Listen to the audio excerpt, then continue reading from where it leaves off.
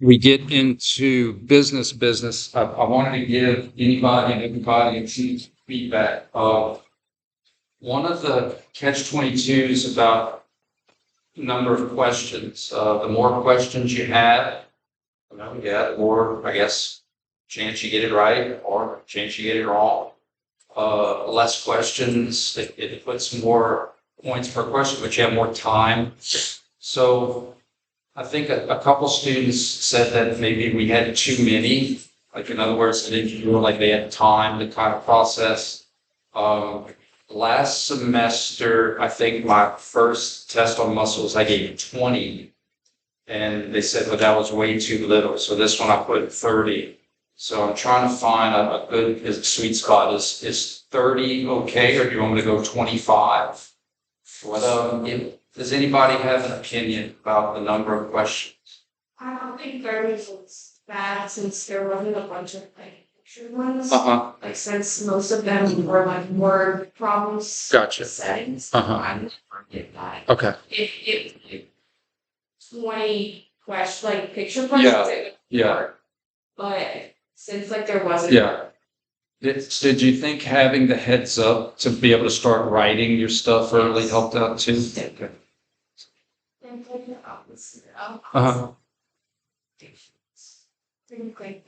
Whenever that's the word problems. Those are the ones that. Gotcha. Yeah. And that's what's great about perspective, like trying to get as much info as we can to try to make it up.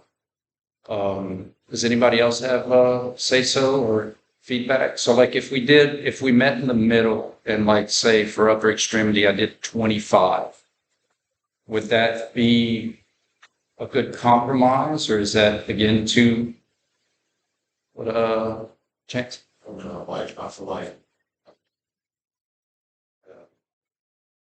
Questions. Each one's worth more. That's the trade-off. Yeah. That's like if you had one question, all or none, right?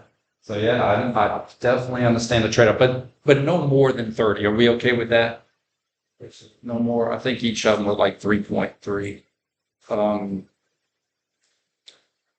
Any other general questions before we keep rolling? All right. So these should start to get easier and easier, in my opinion, in terms of seeing functions, seeing the poles. If you notice, there's no rotational stuff. We learned that in 310. This isn't wrist stuff, right? This is radial ulna. So we're going to see the radial ulna in our neck circle, just like we had the subtalar and ankle in the same circle because they're in the same compartment complex, they're in the same capsule. We're going to have elbow and radial ulna because they're in the same apartment complex, the same capsule, even though they're different joints. So what does our wrist joint do from 310? It's a biaxial, what we call an ellipsoid. It can move about the anterior posterior axis and the bilateral axis. Bilateral axis, front of class, back of class, so it's going to be our flexion pullers and extension pullers. Remember, guys, anatomical position, you're supinated. And also remember that the circle as you see it, if your laptop or iPad is flat, that's literally how you would see your circle. But if your laptop is like my board, we have to rotate it so that we see it here, right? So in other words, this would be my wrist in anatomical position if I was laying down. So my anterior crossing muscles are going to be my wrist flexors. My posterior crossing muscles are going to be my wrist extensors. My medial crossing muscles to the anterior posterior axis are going to be my ulna deviators. Remember, pinky side and thumb side. So in anatomical position, your thumb is lateral. So some people, like, it's up to you. Some people have really unique ways of remembering things. If you want to draw like a little thumb or something up here, just remind you that the thumb is on the lateral side. So a pretty simple, this kind of reminds me of our cervical in our trunk, but just no rotation. It's just front, back, flexion pullers, extension pullers, and then medial and lateral, ulnar deviation pullers, radial deviation. Remember, the wrist doesn't twist.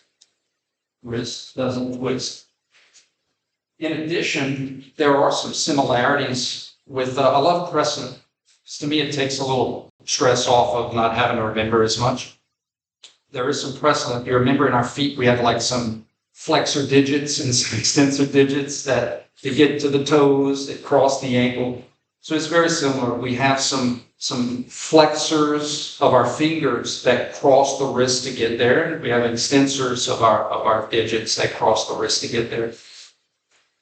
Now we have two, I just always love this point, so I'm going to say it now. We have multiple finger flexors, primary finger flexors, but we only have one predominant extensor.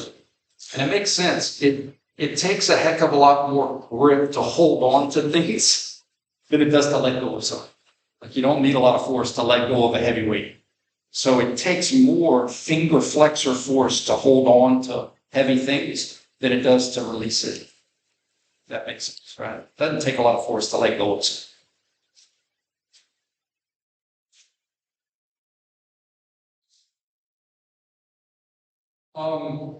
I personally think the wrist, just my opinion, is the easiest circle you're going to have. Because our compartmental muscles, even though they don't have direction of pull in their name, like we're going to see in the elbow and stuff, we start to get into more direction of pull muscles, pronator teres, pronator quadratus. You literally have a muscle called the supinator. Those are my favorites. That's how they pull. But these are like next level easy. You have function in extensor, extensor. So they pull in the direction of extension. Flexor, flexor.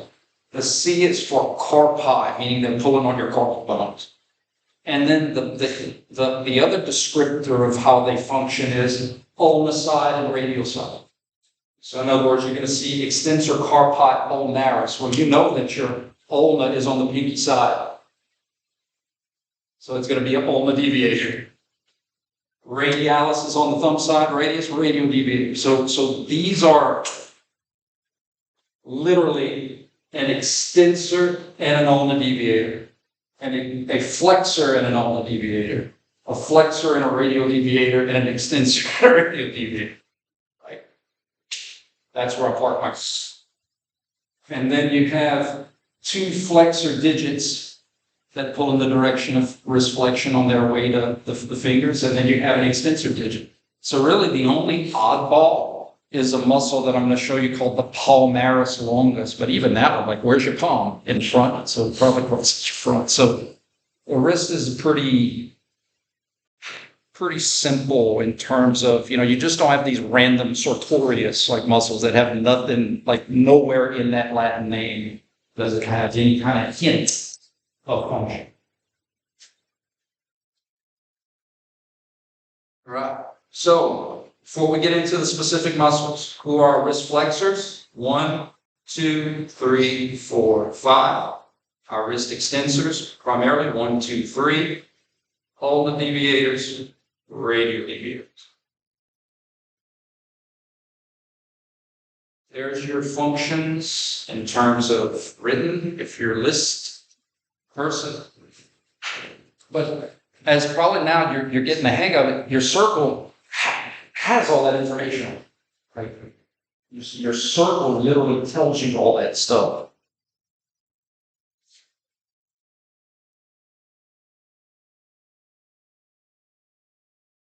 Any questions about the layout before we get into specific muscles? Okay.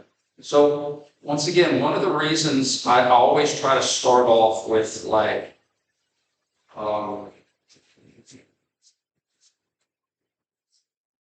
when you see a lot of pictures in textbooks and online, it's too busy. There's too much happening. It's hard to see where things are crossing because there's all kinds of stuff happening, right?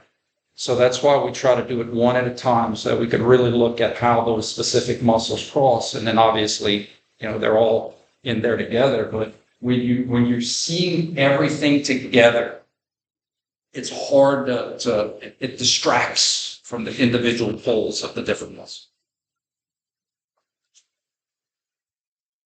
or sometimes you have superficial muscles covering up deep muscles. All right, the palmaris longus. I call this one the Spider-Man muscle, because after it crosses the wrist in the front, it kind of fans out, like, Spider-Man would shoot a web, and it kind of webs out. So I imagine Spider-Man like shooting a web into the palm, into those metatarsals. This is the anterior part of the lower arm, so you can see how that tendon crosses in the front. Crosses anteriorly, so if you pull, it would pull in a direction of flexion. That's why it's a wrist flex. There is a certain percentage of people that do not have palmaris longus. That's kind of cool. It's like 7%. So. All right. Anterior posterior axis, right, for radial and all the deviations. The palmaris longus is kind of right on the axis. So in other words, it's not shaded to the ulna side nor the radial side. So that's why it sits the fence. It sits the AP fence. It's in the middle.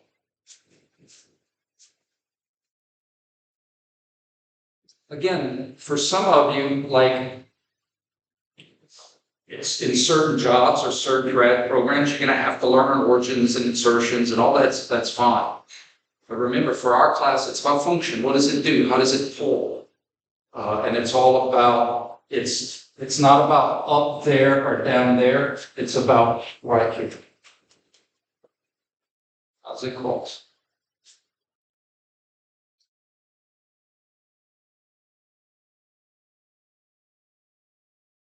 All right, we have two sets of flexors. I'm going to teach you how to see the difference, but how they work is really cool. So we have a flexor digit superficialis and a flexor digit profundus. And remember, we need these extra sets of extrinsic muscles, because to grip and hold things, it takes finger flexors. Like, it takes finger flexors to grip and hold, especially heavy things, dumbbells, buckets, just when we grip and hold it, we need to, you have an external force trying to extend you, so we need extra help on the flexor. Our flexors all come from the medial part of our elbow, and they cross in the middle, cross in the front, and the difference, see if I can find a good picture. I'm going to pull up a different, because I just think this is really cool. I think y'all would think this is cool too.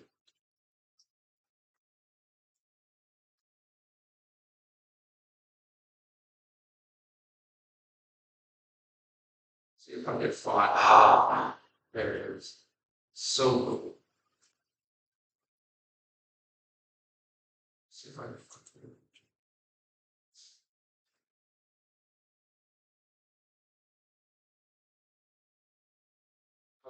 So basically you have these two sets of finger flexors, and they're traveling down the same roads, and your superficialis stop at your knuckles, like at, well, your knuckles, which knuckles? So this would be, these are your metacarpal phalangeals, so this would be your proximal interphalangeals. So second, third, fourth, fifth, IP, proximal IPs, PIPs, pips, and these are your dips, pips and dips. Guys, it's so cool. The flexor digitorum superficialis kind of fans out and creates a tunnel. The superficialis literally creates a tunnel, and the profundus is a straight line. It passes under the tunnel and goes to the distal phalanx. It's really kind of neat. So your superficialis is here, and your profundus goes all the way to the tip of your distals. Now, again, on the tip, that's grad school stuff, like, knowing that your profundus is pulling here, and they're all pulling to help you grip things. And to get to your grip, you got to pass the wrist, which makes a lot of sense too, because remember, one of the things I keep preaching is muscles aren't just for joint movement influence, it's for stability, right? So if you're holding something very heavy, that heavy object is literally trying to dislocate your wrist.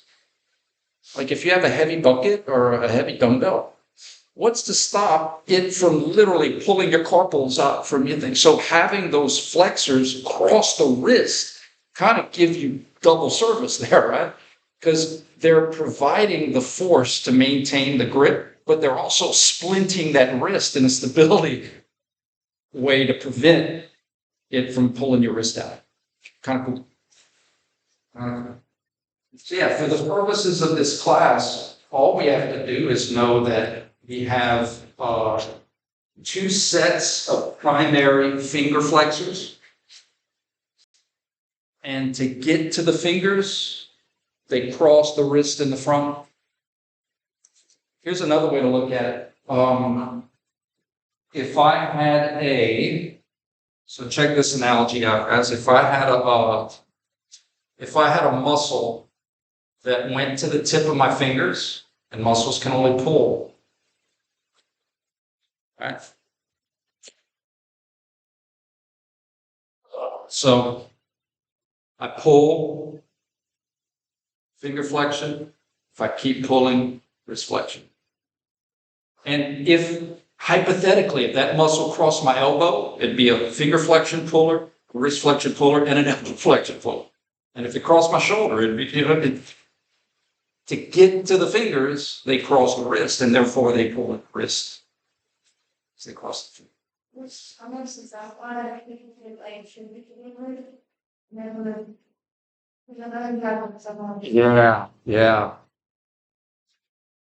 Yeah. The trigger finger. It's I was actually talking to one of my former students who's a PT at a Tri-City Physical Therapy.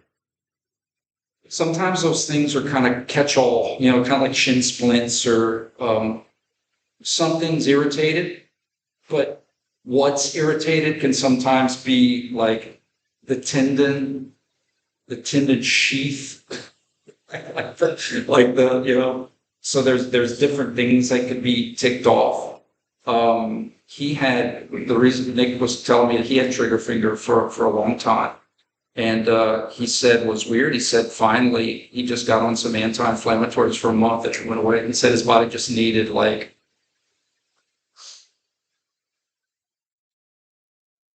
let's see what analogy I want to use. Life is about production and removal, right? So like our body temp stays 98.6 because we're constantly burning fuel, but we're dissipating heat at the same rate. So what happens if we stop sweating or evaporating heat? Our body temp goes up, right? Production versus removal. So for him, he wasn't able to. He was still he still had to work. So he needed something that could kind of get him ahead of the curve to heal, right? And so he's like, for anti-inflammatories, it's like it went away. In therapy, you'll learn like sometimes we have to accommodate, sometimes we have to make things ergonomic, sometimes we gotta rest, but sometimes people can't. So you gotta find ways to try to help them get ahead of the recovery. That's why I always say, like athletes, we have it easy as athletic trainers. When I was an athletic trainer, because we have an off season, right? Like I could always tell my girls, like, one more month, and we'll fix all the bobos. But if you're working at offshore or at the Uniroyal Tire Factory or lugging, if you unloading stuff at Stein's, like there's no off season. You gotta work. And so those are the people we really have to get creative to try to find ways as they're producing. We got to find ways to dissipate. So yeah, trigger finger could be a nerve problem. It could be, it's kind of a catch-all thing. But just remember, like you have so much wiring for the dexterity we have, and I call it big city living. Like you have a lot of wiring here. So the slightest change, right? Like we don't like, is that they used to call this surgical no man's land because nobody wanted to get in there. It's all the wire. So flexodigitorum profundus and superficialis. This is what I want you to notice for the purposes of this class. Look at how in the middle they cross. Your flexors start on the inside of your elbow. It doesn't mean anything other than I'm just showing you how cool it is that it doesn't matter that they start on the inside. They cross the wrist in the middle. That's why they're not ulna deviators, because it doesn't matter that they start on the inside. What matters is how they cross. That's how they're going to pull. Does that make sense? So we can't just assume, well, these muscles start medial, so therefore they're going to pull medial. These muscles start lateral, therefore they're going to pull lateral. None of that means anything. It's how it crosses.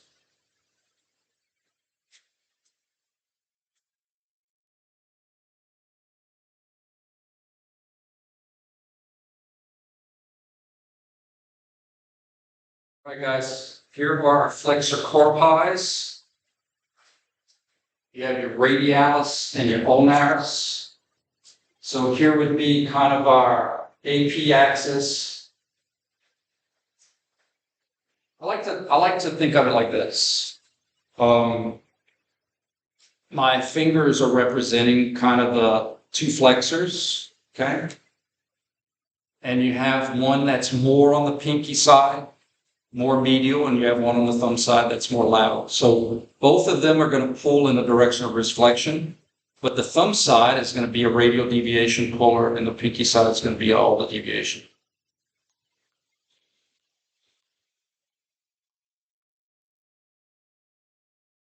On the side, pinky side. So frontal plane, they have different function.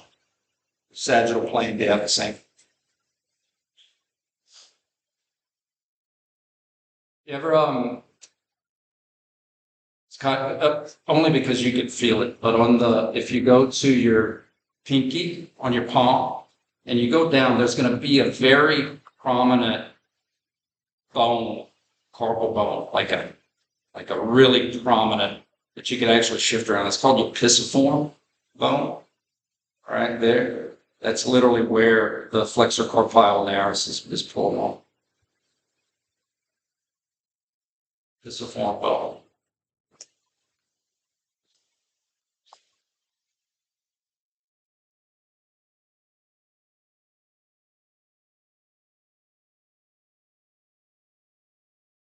Guys, you understand what I'm saying? On the test, if I say, what are two functions of the flexor carpi ulnaris? Like, yes! It's the wrist flexor and it's a ulna deviator. Oh, good old ECU and ECRs. So at Auburn, my dissertation was on tennis elbow, lateral epicondylitis, so these muscles bring back some scary memories. But I think this is a great illustration though about function. So again, here you have a muscle. This is a posterior view. Your extensor wad is on the lateral part of your arm. So here's a muscle that starts laterally, but it's pulling medially at the wrist because that's how it crosses. That makes sense? It's all about the cross. And if you think about it, after all the muscles that we've looked at and the consistency about which we've looked at their function, if all you did was have an origin and an insertion, there's nowhere on there that dictates how the muscle crosses the joint. Now again, origin insertion will have benefits, knowing where things start and finish for palpations, and then there's other benefits of knowing those things, knowing the geography. But in terms of what does it do, the start and the finish doesn't tell you how it pulls. Right? All right, so let's talk about our extensors. Extensor carpi ulnaris, obviously, is going to be ulna side. There's a pinky, that's ulna side. And radialis is going to be radius side. Now you do have a longus and a brevis, but they're sister muscles. So for the test, I just say extensor carpi radialis.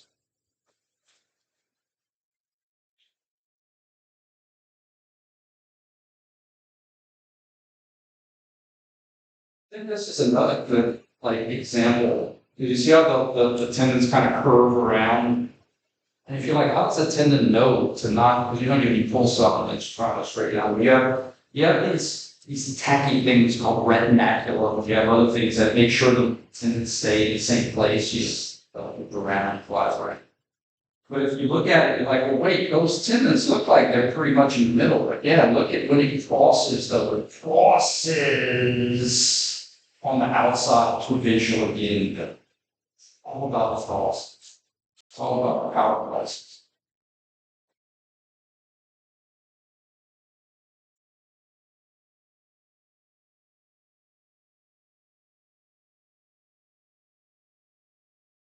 It's another picture of the separation between the longus and the brevis. But again, for our class, we're just going to call it the ECR, extensor carpi radialis.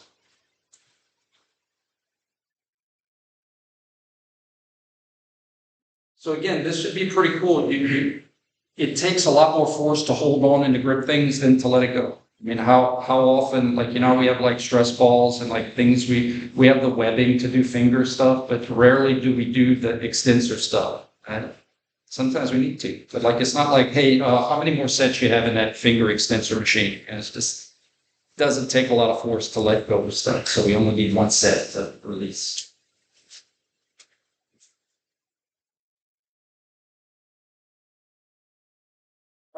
Let's do some practice. These should be getting easier and easier. Let's pretend I have a dumbbell in my hand. Let's do something reasonable, all right? So let's say it's 75 pounds. Just seeing if y'all are awake. In this position, gravity's trying to flex me. I need wrist extensors. Cool. Who are the wrist extensors? The extensor digits, extensor carpi radialis, extensor carpi ulnaris. I will say, remember from 310, the thumb rule, right? The thumb rule. So globally, when I'm in anatomical position, my thumb is lateral. But when I'm prone, my thumb gets put, the lateral part of my wrist gets put to the medial part of my arm. Does that make sense? So just remember, I think in 310 I gave the analogy about rolling over in your bed. You could still keep your head on your pillow, but plop your leg onto the other side of the bed. So it's like your radial head stays in the same position and it wraps the radius about the arm. Okay. So in this position, gravity's trying to flex me. I need wrist extensors. Those muscles are. In this position, gravity's trying to ulna deviate me. I need radial deviators, flexor carpi radialis, extensor carpi radialis. And what's cool about that is they're antagonists to each other sagittally. Great, cancel out. I don't want to go sagittally. I just want to go frontally. So they can cancel out here and work together frontally. Here, gravity's trying to extend me. I need flexors.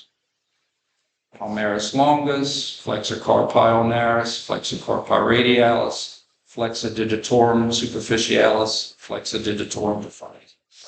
And then I guess if I was doing like this, gravity would be trying to radial deviate me. I'd need all the deviators if I was just trying to go all the way around, right? To do one of each. Functionally, because remember on the last test I gave you one functional question, the sprinter, right? If you starts to extend, even though gravity can extend you, gravity can't really do it fast. You want to use those extensors to make it go faster than gravity. So a functional example of the wrist is if you were hitting a hammer on a nail, where the hammer's trying to maybe ulna deviate you, but if you're trying to go faster than what gravity can offer, right, you'd probably want to use your ulna deviators through concentric contraction to make that hammer go faster than what gravity can offer. It's just kind of maybe an example of using those muscles concentrically in the same direction as gravity, because there's a functional reason to do so.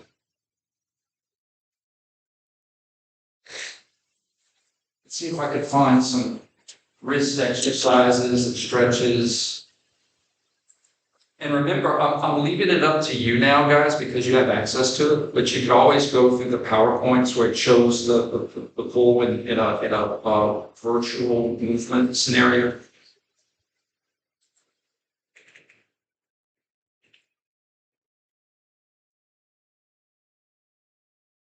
Here's another rule from 310, guys. Because the radial on a joint position can sometimes play. Man, it's been a long day, sorry. And it's already, what, 8 o'clock? Because the wrist doesn't twist, your fingers will always show you the wrist flexion. Follow the fingers, as I like to say. The fingers will always show you the wrist, okay? So regardless of my radial on a joint position, just be mindful that the fingers will always show you the wrist flexion in case you're confused about that. All right, let's see what the old Googler does. Okay, what would I be stretching here, and how could my, I'm going to show you on this part here. You know, like, okay, let's just go 1 to 2. Am I stretching flexors or extensors? Good, good. Now, let me ask you this. If the person were to extend fingers, you would get less of a stretch of the digit extension. Does that make sense? In other words, if you push, let your fingers loose and push yourself into flexion, right? So, and then all of a sudden try to flex your fingers, see what happens. That's how tight, that's how it's like running out of room when you're trying to stretch a hamstring. All right, here's a cool party trick. They call this, I'm just showing you, trying to excite your curiosity for new knowledge that you might get in grad school or on your own. There's a term called passive insufficiency. All that is your muscles get stretched too much and you can't move no more because it's too long. You've reached the end of your muscles range of motion, right? The stretchiness of your muscle. In other words, we did this before where if I keep my knees straight, I can only flex my hips so much because my hamstrings are too tight. But if I unlock my knees, I can flex a little bit more. Okay, check this out. Get a pen. This is really cool. And squeeze. I know it's subjective, but just squeeze your pen as hard as you can and just kind of take note of how much force you can give that squeeze when your wrist is in anatomical position, or usually a little bit extended. You can get a little extra squeeze. Okay. Now what I want you to do is flex your wrist and then try to squeeze.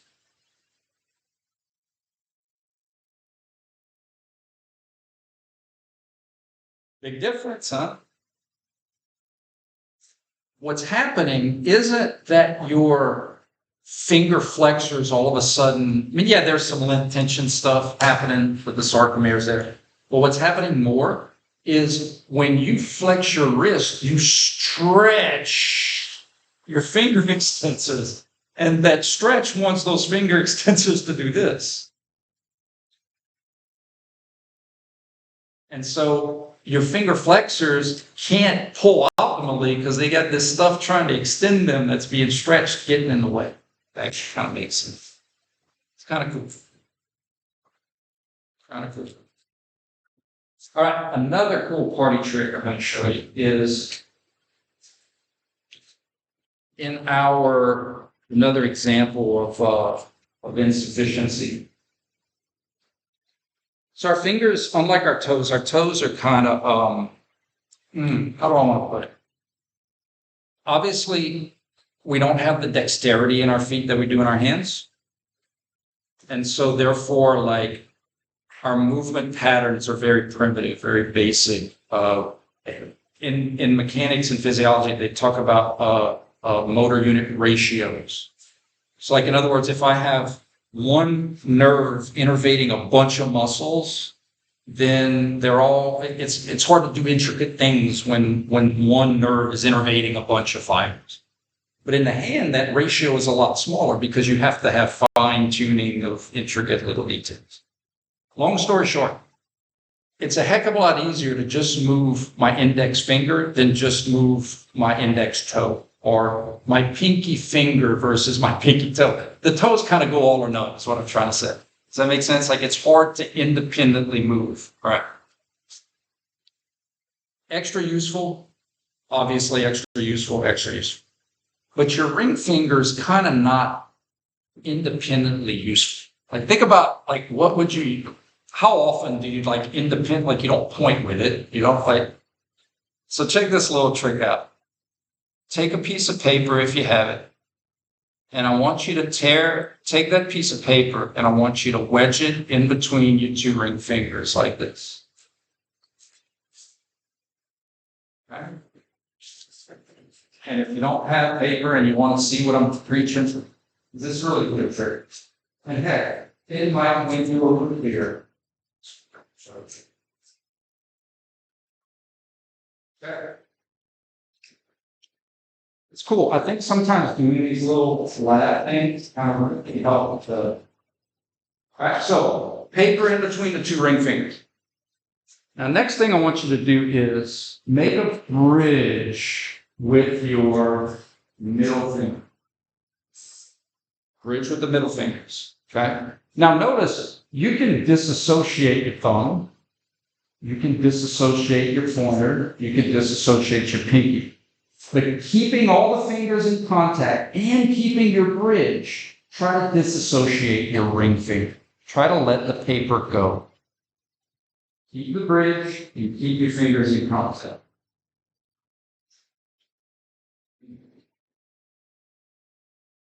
Kind of neat. It's kind of neat. So your ring finger is kind of the most toe-like. It doesn't have like a.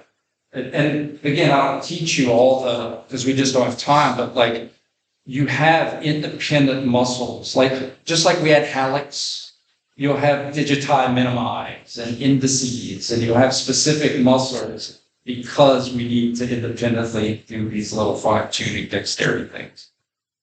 But our ring finger, we just put a ring on it. It's different.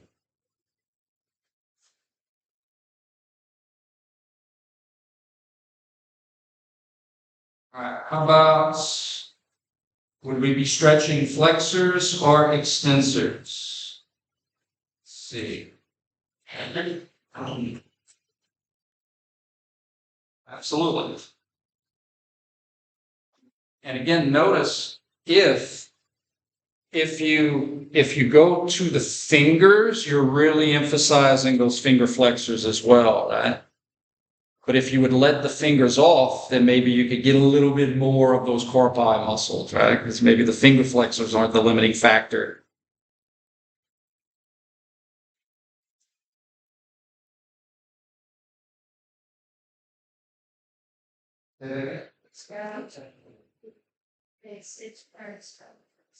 Well, gravity would be, in this particular example, gravity would be irrelevant. Yeah, the external force would be because we could do a thought experiment. We'd say, okay, relax. In fact, that's one of the ways you know that flexor pullers tend to be tighter than extensor pullers. If you put your hands, if you just relax your hands on the table and just relax, you'll notice your fingers tend to flex.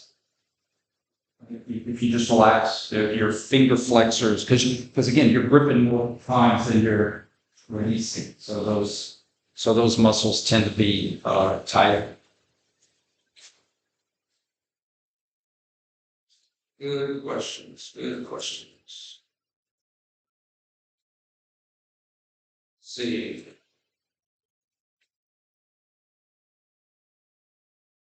See what they got for strength exercises with the wrist.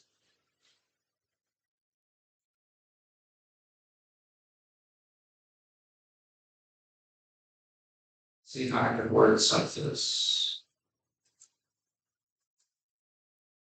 Oh, Lord.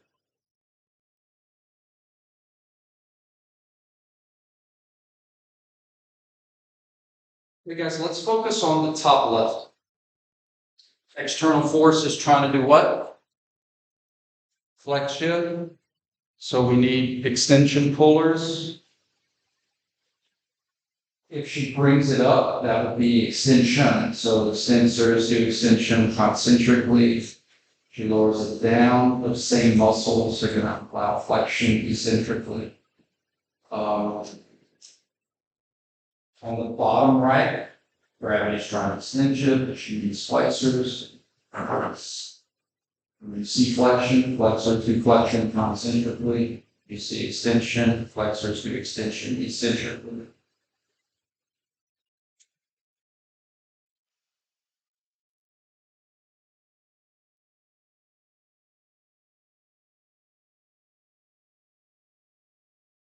Actually, an applied question. I think we can go there. How much he or she grips the dumbbell can affect the contribution of the other muscles. So in other words, if you're gripping it harder, so remember your finger flexors past the wrist again. So the grip itself can have an effect on the other muscles. I'll leave. See, got a couple minutes. So this is just, I don't know if y'all like learning cool stuff that's not going to be on the test, but I got to tell you about this just because I spent 2 years doing it. But tennis elbow is not about tennis, it's about your grip. When you grip anything, when you squeeze anything, when you hold on to something, your finger flexors are also trying to flex your wrist. So if you're trying to grip something and keep your wrist in a neutral posture, you automatically have to recruit extensor muscles to keep the wrist in a neutral position. Because if you didn't, this would happen. And because your finger flexors are very fatigue resistant, I mean, they're stronger than the extensors, you use them all the time. If you over grip or grip for extended periods of time, it's like when we did the lower extremity, how I said when you start a walking program or jogging program for the first time, you usually feel discomfort in your shin, the front part. It's not the pushers, it's the ones that are trying to keep up with you. And so the extensors, which originate laterally, those are the ones that get irritated because they're constantly having to keep the wrist in a neutral posture. And these flexor muscles can go all day. So if you put your hand around your forearm muscles and you grip, you'll feel the lateral muscles pop. You'll feel them turn on. And they turn on because they need to work to keep your wrist they need to work isometrically to keep your wrist neutral. Because if just your finger flexors were recruited, you'd flex your wrist. And so you have to turn on those extensor carpi muscles to keep your wrist neutral while you grip and work and do stuff. So it's about the grip. We should be feeling pretty confident about the wrist. Next week, elbow and radial ulna should be pretty comfortable. Y'all know bicep, y'all know tricep. There's an anconeus muscle, there's a brachialis and a brachioradialis. And then we have some really easy radial ulnar joints, pronator teres, pronator quadratus, supinator. So hopefully that shouldn't be bad. And then the final piece will be shoulder and scapula. Cool. All right, you guys, you have a safe weekend.